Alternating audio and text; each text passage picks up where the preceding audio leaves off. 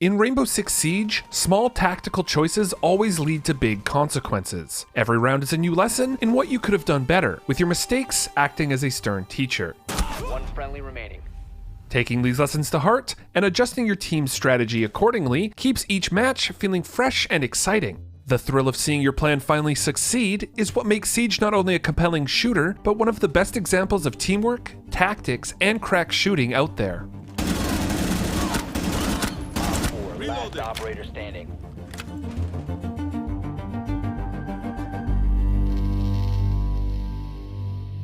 Despite its evolution over the past 4 years, Rainbow Six Siege has always been a battle between attackers and defenders over a single objective. There are 5 operators per team, each with their own special gadgets that can be used to slow the attacker's assault or poke holes in the defender's fortifications. Pushing the objective and finding an opening to take and protect it gives the attacking side a steep, rewarding climb to victory, and it's the defender's job to knock them down and keep them from reaching that summit. Siege incentivizes teamwork, and when a group of players executes a coordinated assault, it results in some of the most exciting moments you can experience in a first-person shooter. Siege has a particularly large focus on learning and utilizing each operator's unique gadget to assist in taking or holding the objective. The attacking side's abilities range from breaching reinforced walls and creating new doors, to dismantling defender gadgets and using cameras to reveal enemy locations. Choosing the right operator for yourself and creating a good team of abilities that work well together can make a heavily fortified room much easier to breach.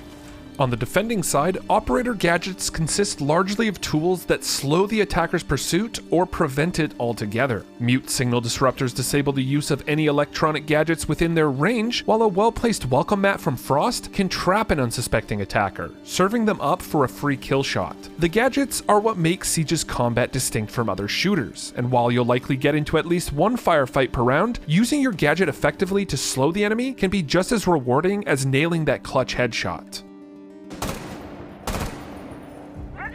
And in Siege, the guns feel dangerous. Some are even powerful enough to destroy the environment. Each gun's strength and handling feel appropriate for its type and size. This is particularly true for marksman rifles, which are capable of dropping an enemy in a single shot. The sound each one makes fits the damage it deals on the other end. Loud and lethal.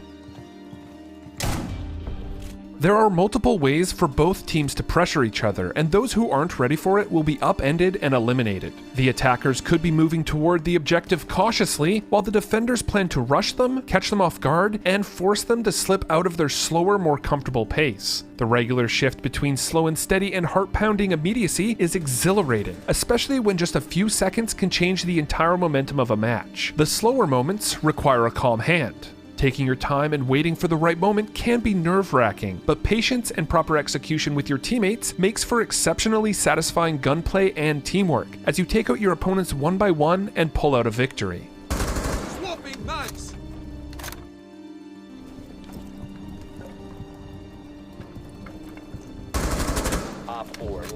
Learning the maps is as, if not more important than learning your characters, and you learn each one almost unintentionally as you breach and protect different rooms. The subtlety of Siege's idiosyncrasies makes personal progress over time feel profound. Knowing that you can see the top of a staircase from a certain window, likely learned from being shot from that same window, can give you the edge over a distracted team. Siege's learning curve is not small, but it's not particularly steep either. You'll need to spend a long time learning the particulars, but it's an outstanding journey with rewarding moments that'll make you feel like you're improving every match.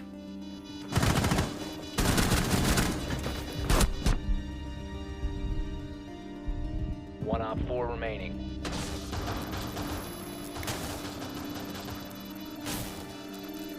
User has been destroyed. Mission successful.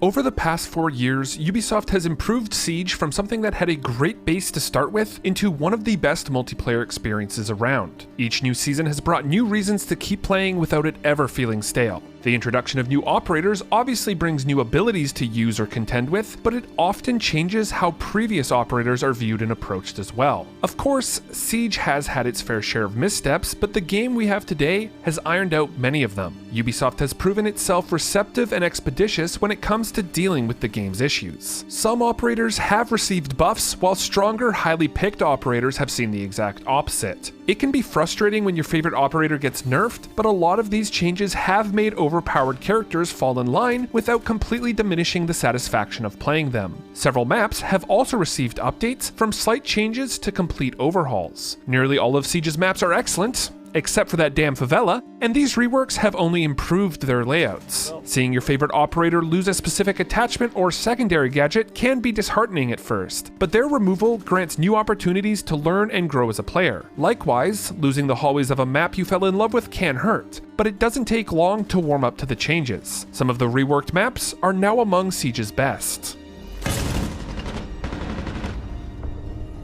Ubisoft's constant battle with toxicity has yielded some good results, and while it's not perfect, it's become a much more manageable issue that you no longer have to feel trapped by. Ubisoft has been proactive in removing toxic players from its game and introducing new tools that improve the overall experience. For example, friendly fire reversal has caused a significant decrease in team killing, as players are now able to police themselves and prevent a toxic player from causing any further damage.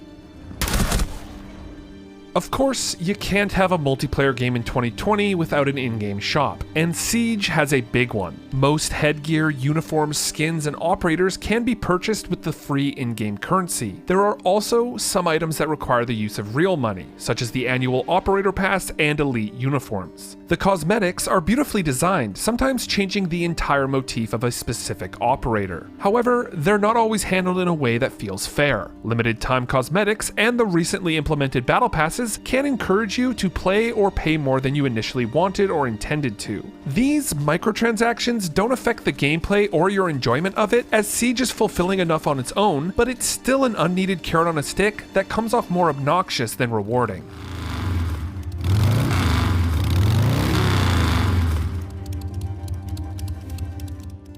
Rainbow Six Siege has always been a game about making tactical decisions and dealing with their consequences, but with every new year of operators and changes, the options have been refined and increased to make for firefights that are as engaging as they are unpredictable. Learning the various operators and how to breach or protect a room with them can be a slow crawl, but Siege makes it easy to understand what your mistakes are, thanks in part to seeing both sides of every match. It rewards patience, persistence, and teamwork, and over the past 4 years, Siege has not only become Ubisoft's crown jewel, but also one of the best first-person shooters ever made.